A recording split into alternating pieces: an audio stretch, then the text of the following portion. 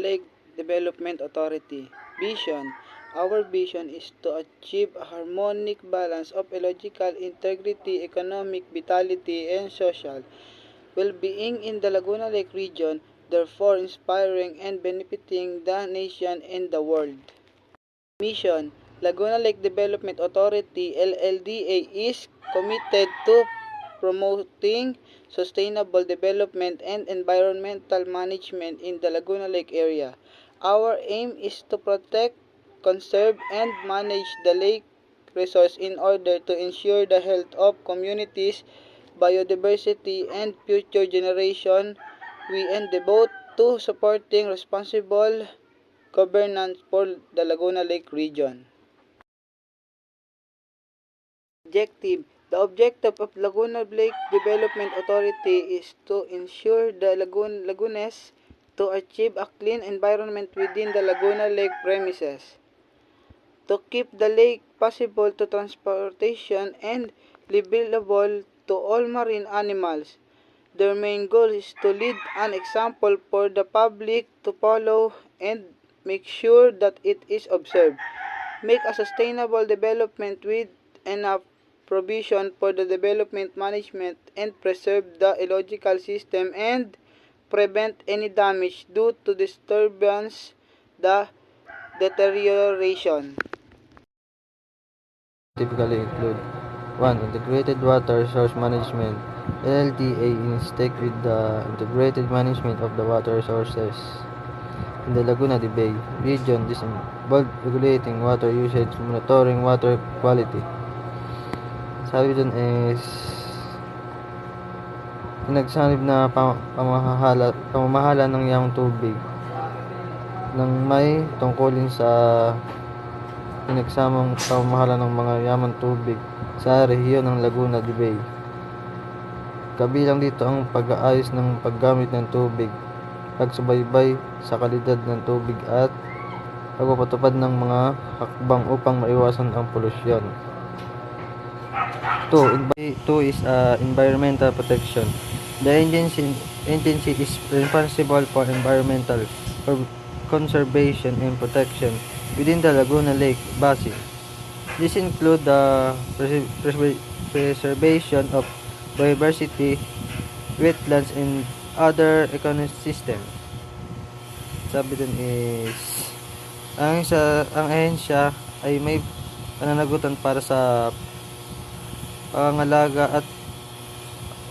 at sa kapaligiran sa loob ng Laguna Lake Basin. Kabilang dito ang pangalaga ng biodiversity, wetlands at iba pang ecosystem.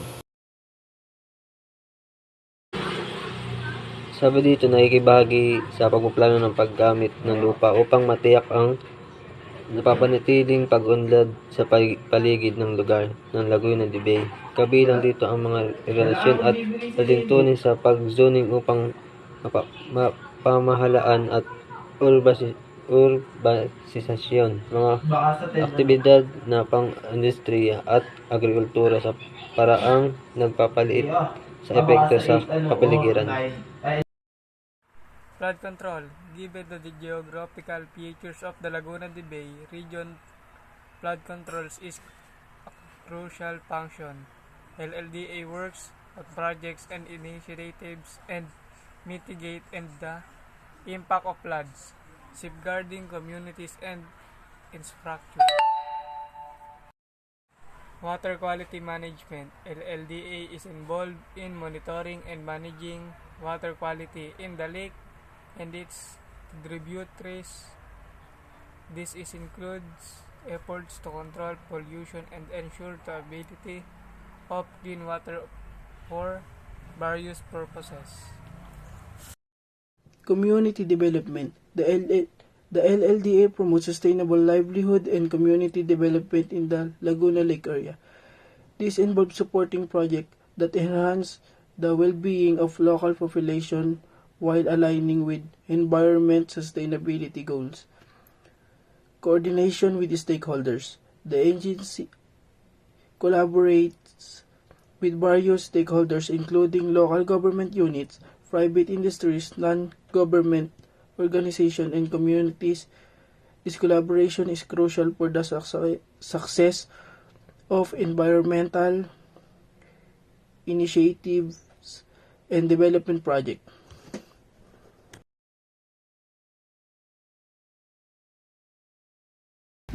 Current secretary, head, and credential school attended profession.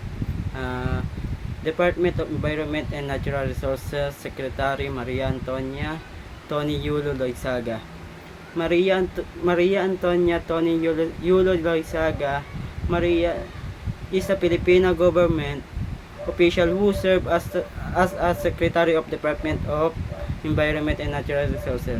Siya yung secretary sa Natural Resources at Department of Environment. Education. She attended Ateneo de Manila University and gained a Bachelor of Art in Political Science. Then went to Georgetown University, Washington, D.C., where they obtained a master's degree in Government International and Relation. Siya ay nagpunta sa Ateneo Manila University at nakakuha ng Bachelor of Art Political Science at nagpunta siya sa Georgetown University sa Washington at doon siya nakakuha ng master degree sa Government International Relation. Career. Yulo Loizaga served the chairperson of the International Advisory Board of the Manila Observation from 2007 until 2016. She was also a technical advisor for the Philippine Disaster and Resilience Foundation and member of the Senior Advisor Board of the Armed Forces of the Philippines. And nagsilbi siyang tagapangulo ng International Board ng International Advisory Board ng Manila mula sa 2007 hanggang 2016. Naging technical advisor din siya para sa Philippine Disaster Resilience and member ng Senior Advisory Board and Armed Forces. Marcos as the Secretary of the Department. Yulo Loizaga was appointed by President Bongbong. Inappoint siya bilang Secretary ng Department of Environment and Natural Resources noong July 19, 2022. Personal life. She is a married former professional basketball player and player Chito Loizaga with whom she has 3 children.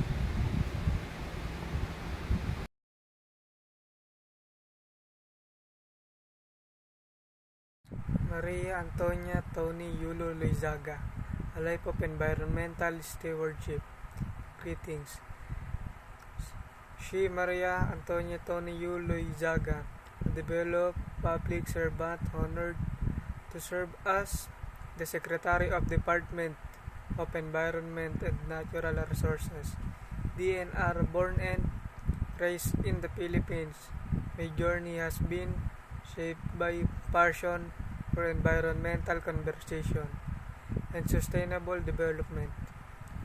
Early in my career, and I immersed myself in various roles related to environmental advocacy, policy development, and conservation efforts. My dedication of preserving our natural resources led me to actively engage with local communities, NGOs, and international organizations. Autobiography. Before assuming the role of Secretary of DENR, I had the privileges of contributing to mention specific roles, project, or organization, where I describe key achievement or contribution. This experience provided me with the knowledge and insight needed to address the complex challenges facing our environment.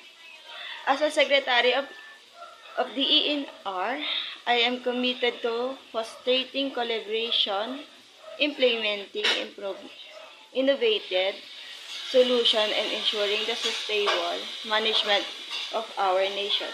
Natural resources, together with a dedicated team, will strive to strike a balance between economic development and environment preservation, safeguarding the beauty and richness of our country for future generations. The journey is ongoing and look forward to continuing the pursuit of a greener, more sustainable future for the Philippines.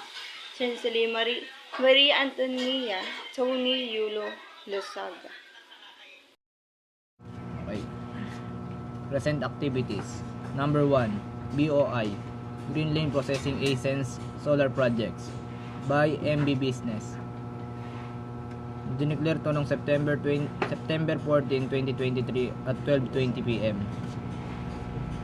The Board of Investments, BOI, has approved Ayala LED Ascens Corporation request for green lane processing of its various renewable energy, or what we call the RE, ventures in Laguna Lake, in line with the government green investment strategy.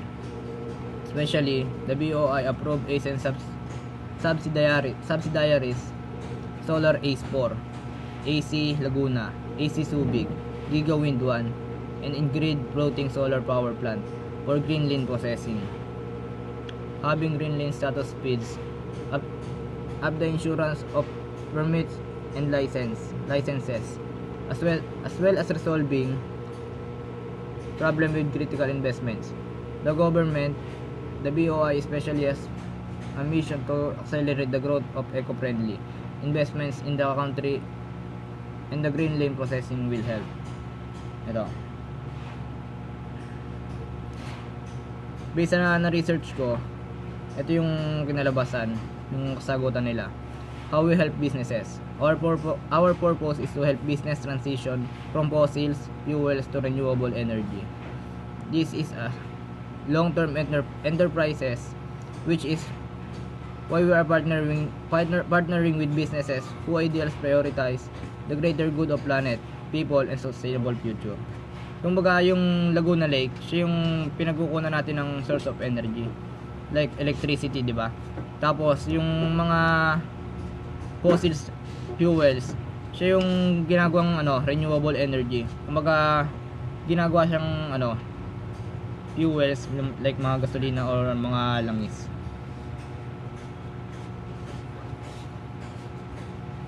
Tapos ito pa isa, we are Ascen Renewable Energy Solution. This supplies retail electricity unit of Ayala Group. We believe that renewable energy is the future to protect and preserve our planet, while providing power to businesses, communities, and our dreams as a country. Yung Laguna Lake daw, yung pinakang source of power natin. Kumbaga, siya yung nagpo-provide ng sa atin ng mga electricity. Kung wala daw ang Laguna Lake, parang hindi daw mag-i-improve ang natin, yung mismong community natin as a country.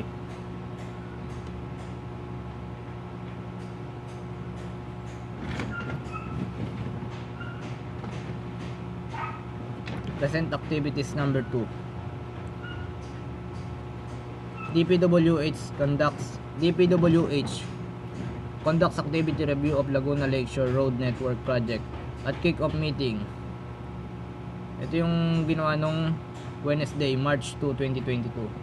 The Department of Public Works and Highways, DPWH, had an overview of the activity plans and methodologies for the purposes construction of a new expressway that will connect the southern province of Laguna to Metro Manila via Laguna Lake. In this report, to DPWH Secretary Roger G. Mercado, Undersecretary and Build Chief Implementer Emil K. Sadain, said the kick-off meeting held Tuesday, March 1, 2022 with the Laguna Lake Development Authority, or LLDA, and consultant undertaking detailed engineering design, or DED. Activities provided the avenue for discussion in moving forward the technical, economical, social, environmental aspects. The development of the Laguna Lakeshore Road Network LLRN project. Yung ang Laguna daw saka ang Manila, kumbaga gagawan siya ng expressway para mas mapabilis yung pagbiyahe ng mga tao.